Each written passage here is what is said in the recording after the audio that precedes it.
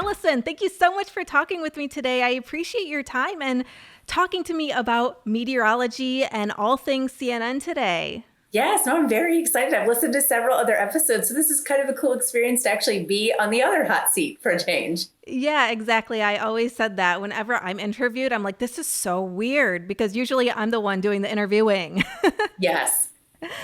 So take me back. Where did you grow up? Where did you reside? And did you always have that weather bug? Yeah, so I grew up just outside of Cincinnati, born and raised mostly for that part in Ohio. It's interesting you say that. So my mother, she was a stay-at-home mom, but she was very much a weather nerd. When there were thunderstorms, she was probably not the safest, but she would hurl us all over to the window to come take a look at the thunderstorms outside. And I can remember I was probably about fourth or fifth grade. It was in the summer. We were driving to the library, and we drove past this farm, and I remember my mom stopping. And we used to have those disposable cameras that we would just leave in our minivan in case, anybody needed them for sports or things like that my mom just wanted a camera before everyone had cell phone cameras. And I remember my mom reaching in to grab one and jumped outside the vehicle, took a couple pictures and hopped back in and was like, we're going home. And I remember my sisters and I kind of turned around and was like, what? She was like, there's a tornado right there. My mom hopped out, took a picture of it, got back in the car, and then drove us home. So my mom was very much a weather nerd. And I think that kind of fueled my interest, especially at a young age, to like reading books about it, finding it, more information. But I don't think it was really until high school that I kind of started to think like, okay, yeah, maybe I want to do that when I get older. In high school, you said that you kind of started to think about that. Is that what you started studying in college when you went to college? What did you study? Yeah, so I went to Ohio State University and ended up getting an atmospheric science degree. So beforehand, when you're applying for colleges and things like that, I tried to find colleges that were close by. Obviously, if it's in-state tuition, it's even better because it's cheaper. But I looked at nearby states. I looked at Illinois, Pennsylvania. I looked at several other states to try to find a really good program, knowing that was ultimately what I wanted to do. Although I have to admit, I never actually wanted to go into TV meteorology. That kind of came a little bit later. I think originally I was kind of on the track of others, maybe Weather Service, maybe NASA, something like that, more behind the scenes. So what made you decide, I want to check out this on-air thing? We had a course that we could take that you basically got class credit for doing the student-run television station. And so you'd have one meteorologist that would do the on-camera part and one that would do more of the behind the scenes, the making the graphics, things like that. So I went into that role for more of making the forecast and the graphics. And it was PowerPoint. That was how we made our graphics back then. But I did it with another gentleman at the time. And between our schedules, and really mostly his, he couldn't front everything every single day. So by default, I ended up kind of doing a couple of the days and fronting it, and ended up kind of liking it a little bit more than I thought I would have. And ended up, going to, whatever it's called, your guidance counselor, things like that, and kind of saying, okay, maybe I'm willing to look at this. I tried a couple internships at TV stations and ended up liking it a lot more than I thought I would then. And I think that's really kind of ultimately what decided that I ended up going into that track rather than say what I originally planned to. I always find that so interesting because people can have the weather bug and they either really want to be like behind the camera or they really learn that they like that on camera part of it. Yeah, it's interesting. And it's one of the biggest pieces of advice I will always give to people who, maybe want to get into this field is do internships. Because even though I had considered it, doing the student-run television station, it really was the internship. And I worked with a female at one of the stations. And it was honestly, she was more eye-opening than anybody else because she taught me not just how to, be on television, but she taught me the little things like how to hide your microphone packs in your clothes. Things that as a college student, you don't really think about those kind of things. And it was really, really helpful. And it was that internship that I think kind of really put me on a different track. So yes, I would highly recommend not just one internship, but even sometimes two for some people, especially if you're trying to decide what career path you want to do, but also your first one may not work. I had two internships at two separate TV stations. One of them was phenomenal and I loved every minute of it. The other one was awful. And without going into too much detail, I will just say, had that been the only experience I had, I would not have gone into television. So sometimes having multiple internships can really help give you a better, just like a better insight into what the job would actually be if you took it. Yeah, I always say take all the opportunities, take all the internships, because it not only teaches you what you want to do, it teaches you what you don't want to do. Yes. It's good you had that other internship that Yes. fueled your passion and kept you going forward. Where did you go from your internships? Yeah. So after my internship, my very first job ever was in Chattanooga, Tennessee. For those that don't know, that's kind of between Knoxville and Nashville, just a little on the south side, which was great because a lot of my family at that point had moved to North Carolina, which is a neighboring state. So it was very, very close for me there. It was also a really good station because it had probably half newbies like me and half really experienced people. So it was a great place to really learn how to grow as a meteorologist, but also just in the TV business in general. I worked with so many great people there, some of which I'm still very good friends with to this day. And you were there for how long? Just shy of 3 years. Which again, it's that's a lot for your first year. Especially, we all know you don't make a lot in your first in your first No. job in television. But it was a great group of people. Cost of living was low, so that kind of helped too.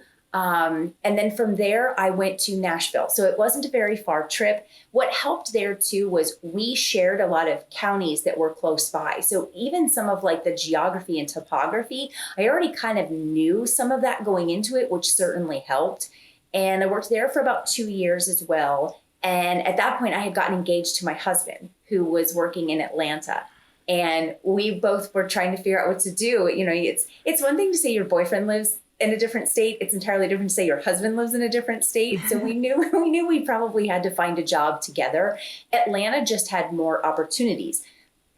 Most cities have all of the networks, your CBS, your Fox, your NBC and ABC. But Atlanta also it had CNN, Headline News, the Weather Channel. It had a lot of other entities too that just gave me a few more opportunities maybe for employment. So I decided to make the move and then moved down to Atlanta.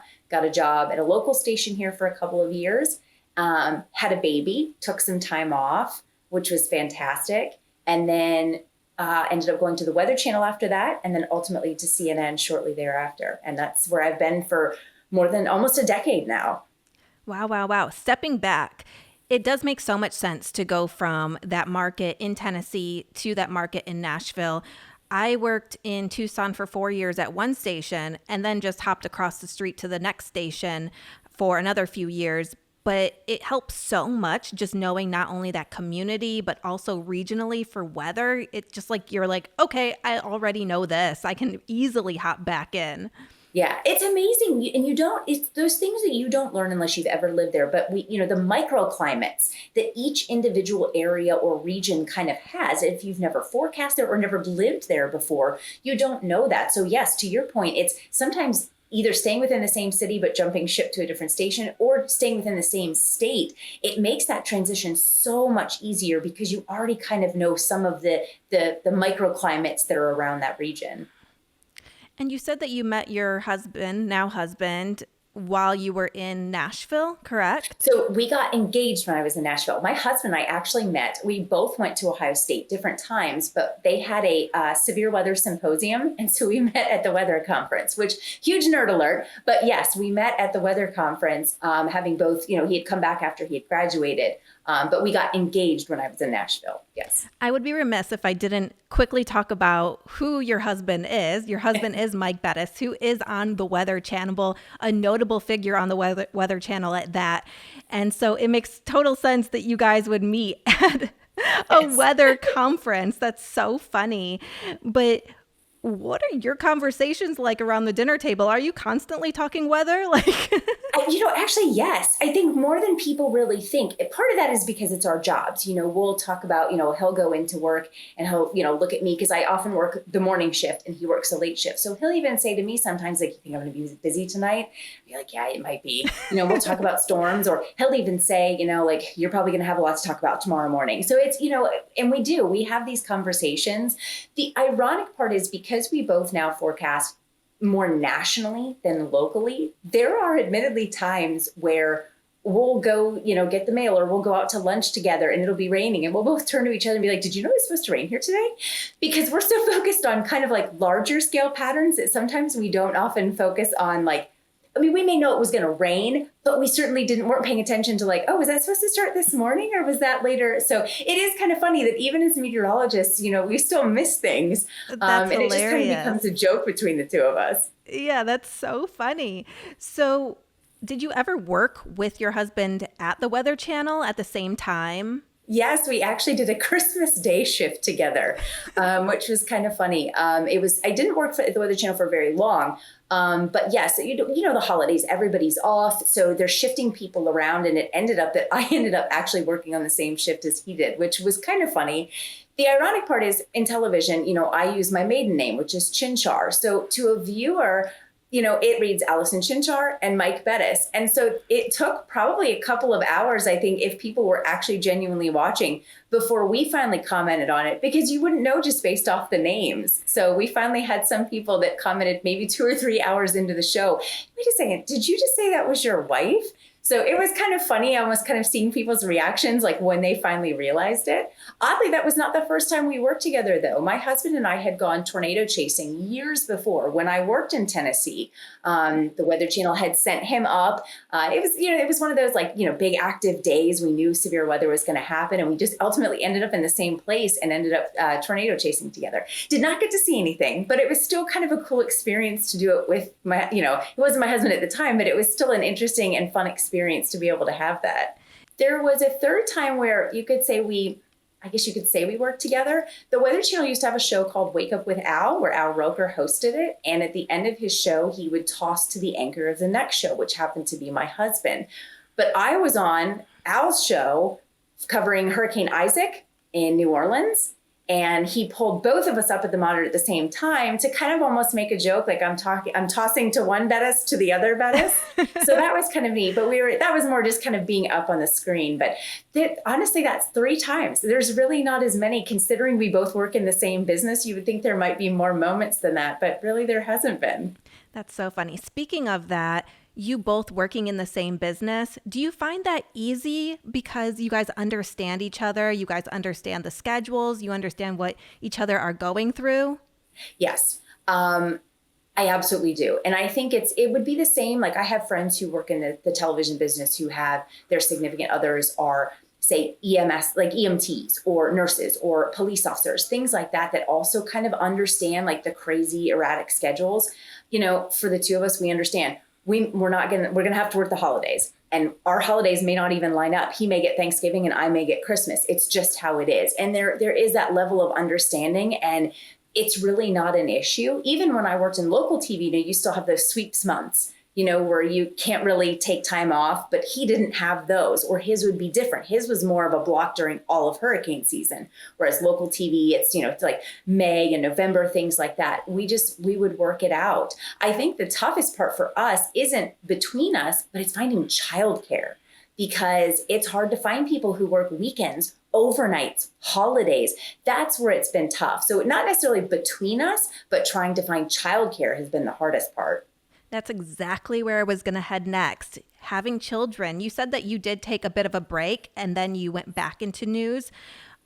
Was that scary at all to you to take that break? My contract was up at my local TV station. My husband and I had gone back and forth. I knew I wanted to kind of a change after that point. Ultimately, I wanted to be able to go down to part-time. It's just, that's not a really common job to find in this business. You can have freelancing or you can have full-time, but part-time is just not really a common thing to find. True. So when my contract was up and my son was born, we just ended up, I took 5 months. That was the goal, was to take maybe 5 or 6 months, just spend as much time as we could at home. And the opportunity at the Weather Channel and CNN really just kind of fell into my lap. We had a mutual friend who worked, at both places and said they were both looking for freelancers. So I started with the intent of just freelancing, picking up a few shifts here and there to kind of ease my way back in, which was very helpful after having a baby. But both of them, ended up turning into more hours, full-time jobs, and it kind of just went from there. Okay, so you only took 5 months off. Oh, that's nothing. No, it really wasn't. Can you tell me what your on-air schedule or routine is at CNN right now? Yeah, so I am fortunate because when you work in local TV, you have to do everything yourself, your own hair, your own makeup, and I admittedly am terrible at my own hair and makeup. So my favorite part about working when I both worked at the Weather Channel but also at CNN is we have professionals because I am not. So yes, typically what I will do is my alarm goes off at 3:30. I'll get up, get myself dressed, and head to work. And then as soon as I get into work, I would either get with the producer to figure out what's going on or immediately start making my graphics. Then go to hair and makeup, which, makes me TV ready, which is fantastic because then I don't have to worry about that. Sometimes I'll even bring my laptop with me so I can kind of work on some things from there. If not, I'll go in, finish the rest of my graphics, take a look at, the show to see when exactly I'm going to be in it, and then head out. And the show, it depends, sometimes we're in for 2 hours, 3 hours, 4. Sometimes it's a very easy day and there's not much going on. Sometimes we're, every 10 minutes on air. It just kind of depends on how busy or how active the weather is that day. And that's about it. And then there is nobody after me. We don't staff like in the afternoons or the evening shift on weekend like local TV stations do. So a lot of times I'm just pre-prepping for myself if it's a Saturday for Sunday, or on a Sunday I'm pre-prepping for the next person that will ultimately come in several hours later. Okay, so you said this earlier, but you do create your own graphics.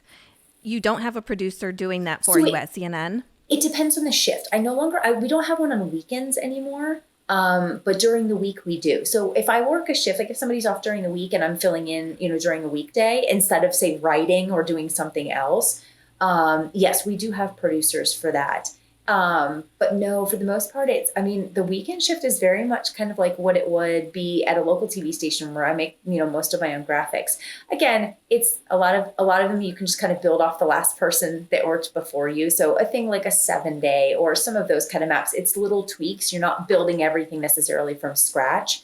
But right. Yes, there is a lot more work on the weekend shift than there is during the week in terms of making graphics. How long do you usually have to prepare your graphics between getting in and going live? Generally 2 hours. Granted, some of that time is in hair and makeup, so it's not the full 2 hours straight. Most of the time I can get everything done that I need in about 45 minutes. And that allows me then, some extra time to do other things. But if it's a really busy day and I need a lot of stuff, those will be the days I'll bring my laptop into hair and makeup with me. What a life to have someone do your hair and makeup. Oh. I don't know if I could ever go back. It's so funny to me. I had to do my hair and makeup for a wedding several months ago. And I remember sitting there thinking, I don't even remember how to put fake eyelashes on anymore. It's because it's been so long since I've had to do it. I don't do the eyelashes anymore. It's like special occasion, they go on. Otherwise, it just looks like glue. I've never figured it out. I'm done. And then I always find when I rip them off, if I've done it myself, when I rip them off, I end up taking half my own eyelashes with it, which, right. No. Mm-mm. What do you think it takes to make it at CNN? That's a great question. Because I think so many people think that it's one of those jobs where you have to be in the business for 10 to 15 years before they'll ever even consider hiring you. But we have people that started out as line producers, people that started off as floor directors that ended up on air 3-4 years later. And now they're some of our most prominent, people that we have. Nick Valencia is one that comes to mind. He's a wonderful reporter, but, he didn't come here from another station, and work his way up the traditional way. He's worked at CNN just in various roles for years. But you look at him on air and you'd never know that, maybe he didn't have the same path as somebody else because he's a phenomenal reporter. Yeah, that's so interesting. And that's why we do this podcast, because everyone's career journey is so different. You always think that it's A, B, C, D, E, yes. And it's usually not the case at all. Everyone's is like all over the place, just a cluster. Yeah. But I think that's what makes it fun, that everybody's journey is similar enough, but also completely unique. Exactly. Similar but unique. Totally. Do you work with Chad Myers at CNN? Yeah, so Chad is retired now, but yes, I worked with him for years. And he is one of those great people because he taught me so much. His head is just full of so much knowledge, not just from the years of experience, but he is a true nerd at heart. So if there was ever something that he felt he didn't really, really know all the details, he would spend the next 2 days Googling everything he could possibly find so that the next time he had to cover it, he was even more informed than he was before. And he would freely pass that information along. So yes, especially when it came to tropics. We didn't really cover a lot of hurricanes when I worked in Nashville and Chattanooga. Mm-hmm. So it's one of those things, when I came here, that was certainly something I did a lot more coverage of when I moved to Georgia. And Chad was great at teaching me so many things, like the ins and outs of all of that stuff that you need to know. So I've mentioned this on the podcast before, but my mom worked in local news growing up. She worked for the ABC affiliate out of Detroit. Chad Myers worked in Detroit at that same station. Chad Myers went to my second grade classroom and taught me the weather.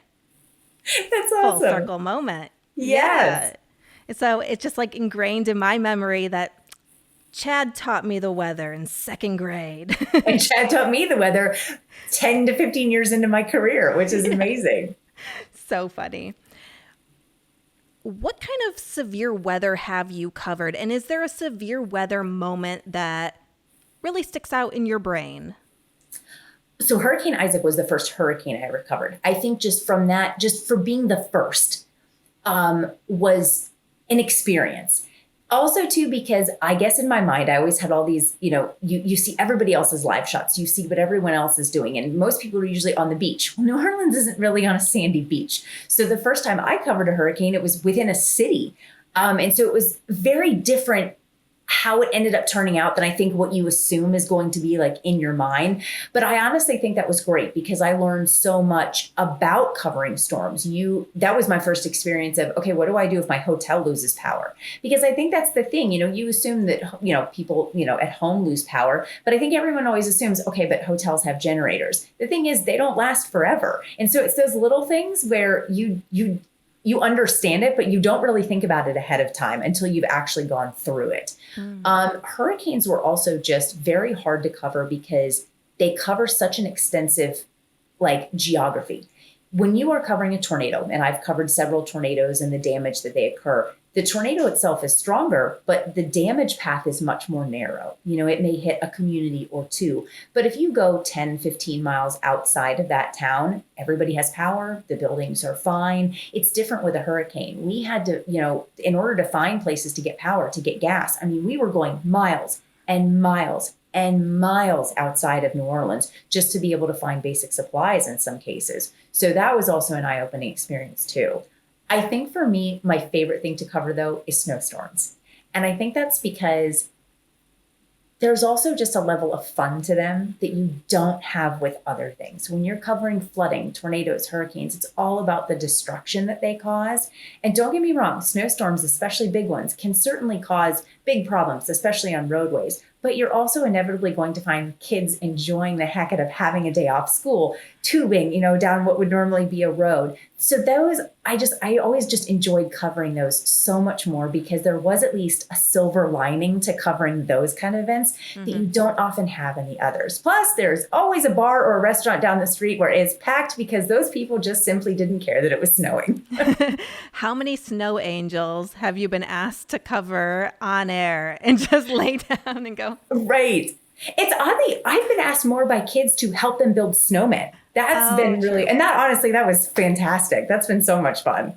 Is it somewhat nostalgic to you? Because we both grew up in the Midwest, obviously where we did the sledding, we made the snowmen and all of that. I think the fun thing is having grown up in the Midwest. I can remember making a snow bunny one year because it was Easter and it was still snowing in Ohio. I think what's funny is seeing kids get pure joy out of, say, 3 inches of snow. That would not even have canceled school for me as a child. That would have been an average Tuesday in January. Exactly. But when you go to other places maybe that aren't used to it, to see how simple it is. Especially for kids that don't often get to see it, like southern cities. Nashville, I covered a few storms that, again, it was 3-4 inches, and these kids were having the best day of their life. And I found myself thinking I would have been in school. I think I was the last school ever called to have a snow day. I think everything would pop up except for mine until the very, very end when they're like, well, everyone else is closed. I guess we'll close your school too. I guess I can remember those feelings too, just waiting to see your school name like on the TV screen. Yes. all those moments are so great.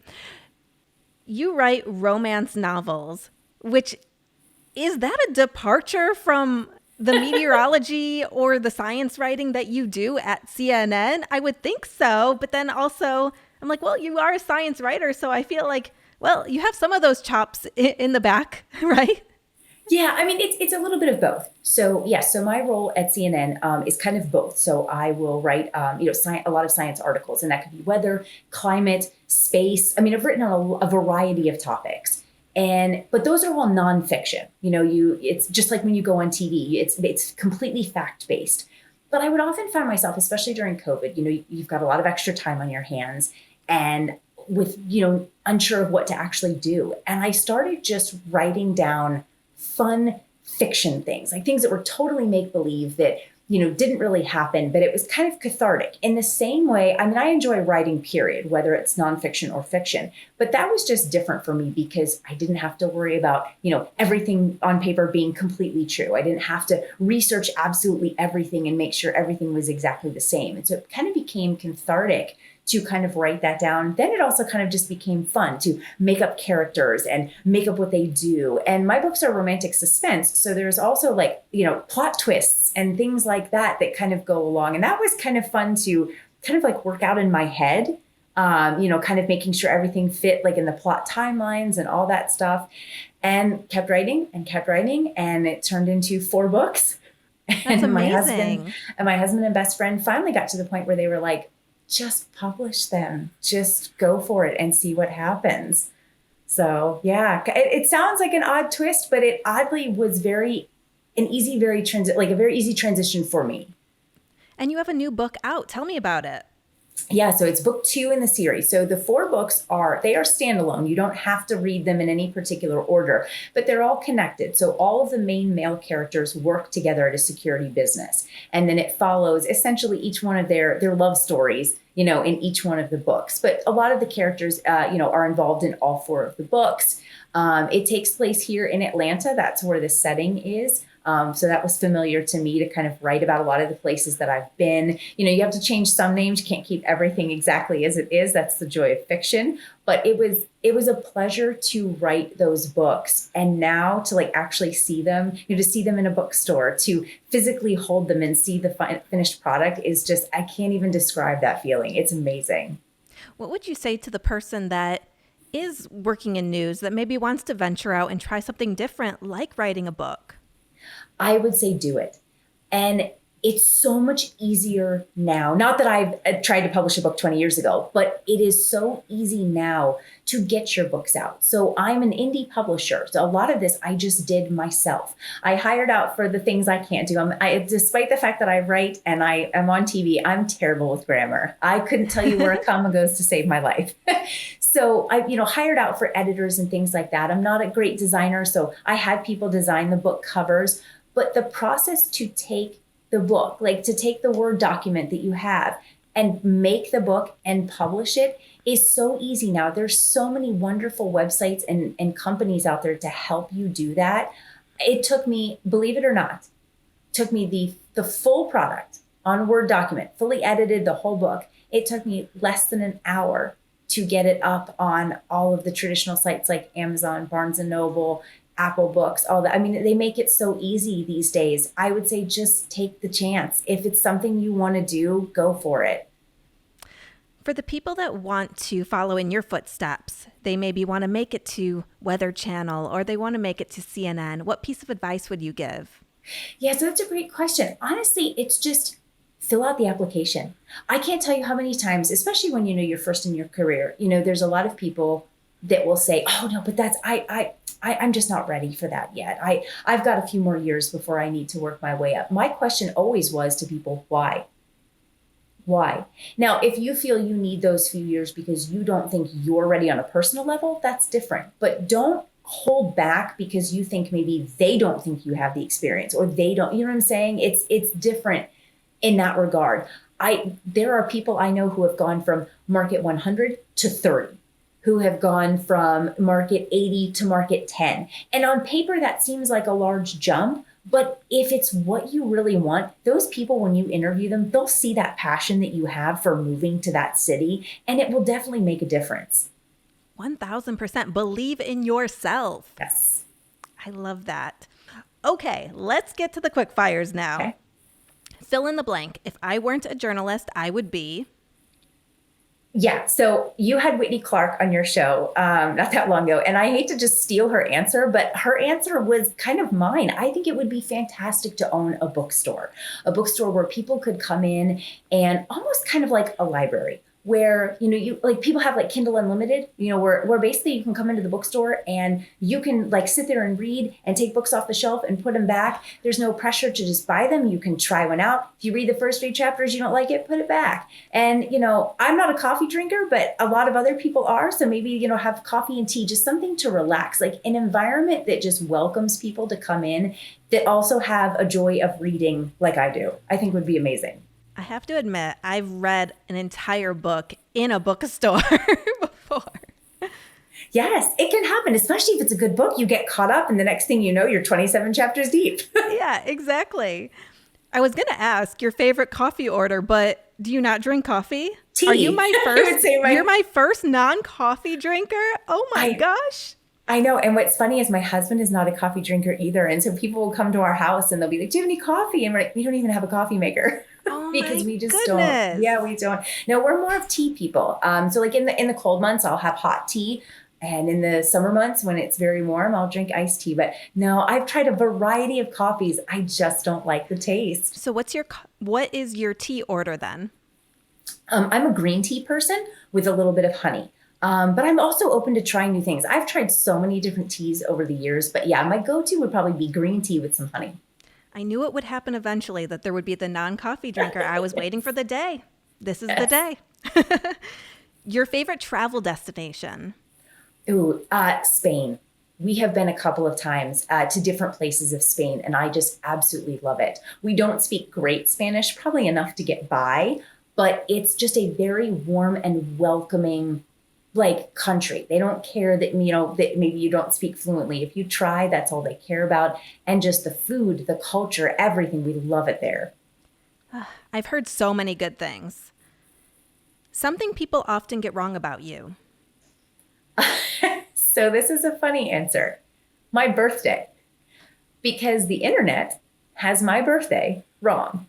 And so Really? I will get people that will, yes, I will get people that will, on social media that will wish me a happy birthday on the wrong day because it's what the internet tells them. And it's a funny story. The very first interview I ever really did where people asked, those kind of questions, you're like, what's your favorite color? When's your birthday? Those things. It was done by a gentleman who lived in Europe. But in Europe, the month and the day are switched. Yes. So when it was published as 4/9, people assumed that was April 9th. But it's actually September 4th. Oh my but I goodness. can't tell you how many people I get that wish me a happy birthday on April 9th because it's what the internet tells them. And honestly, I don't correct it for 2 reasons. There's a lot, you get it. There's a lot of fake information out there on the internet, Yeah. but I'm not quick to correct any of it, especially things like the high school I went to or my, information about my family, because we all know what's the first security question the bank asks you: mother's maiden name, birthday, what, high school mascot. So I don't mind that some of that stuff out there is completely fake. It makes me actually feel a little bit protected, but it's always a very funny moment. And I now even have friends that send me a text message on April 9th wishing me a happy fake birthday. You can have 2 birthdays. Why not? Exactly. That's so funny. And I think you have something else people often get wrong about you, correct?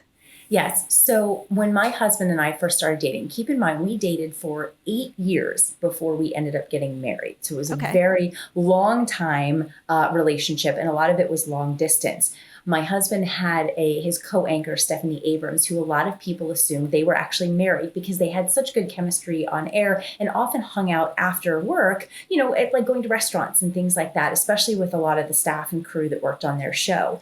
And I remember when I first came to CNN, one of the hair and makeup artists who had also worked, at some local stations, had also worked at the Weather Channel.